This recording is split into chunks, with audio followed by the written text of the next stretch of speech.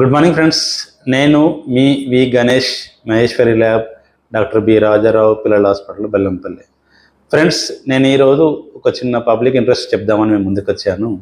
ఏంటంటే ఫ్రెండ్స్, సామాన్య మధ్యతరగతి ప్రజలకి ముఖ్యమైన ప్రయాణ సాధనము మన తెలంగాణ ఆర్టీసీ.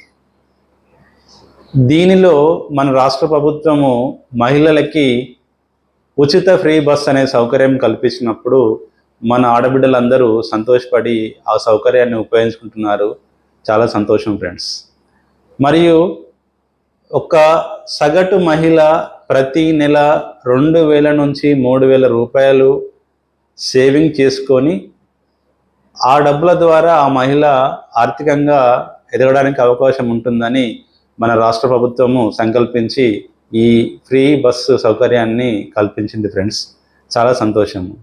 కానీ ఈ పండగ సందర్భంలో, అనగా రేపటి నుంచి మొదలయ్యే పండగ సీజన్, దసరా, దీపావళి, సంక్రాంతి సందర్భంగా మన రాష్ట్ర ప్రభుత్వము తెలంగాణ ఆర్టీసీ ఛార్జీలను 50% అదనంగా వసూలు చేయడానికి నిర్ణయించింది ఫ్రెండ్స్.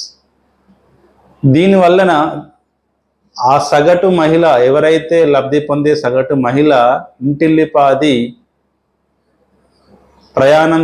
బస్సులో ప్రయాణం చేయడం వల్ల ఆ 3,000కు అదనంగా ఇంకో 3,000 అదనంగా ఖర్చు అయ్యే అవకాశం ఉంది ఫ్రెండ్స్. ఈ పండుగ సీజన్లో ప్రతి ఒక్కరూ ఖచ్చితంగా వాళ్ళ సొంత ఊళ్ళకు ప్రయాణం చేయడము, వాళ్ళ అవసరాల నిమిత్తం ప్రయాణం చేయడము జరుగుతూ ఉంటుంది ఫ్రెండ్స్. కాబట్టి ఈ అదనపు ఛార్జీల విషయంలో మన రాజకీయ మేధావులు, మన రాష్ట్ర ప్రభుత్వము మరొక్కసారి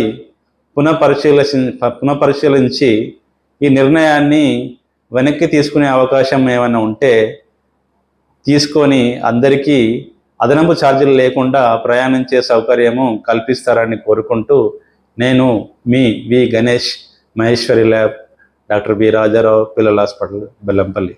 thank you friends. Happy day.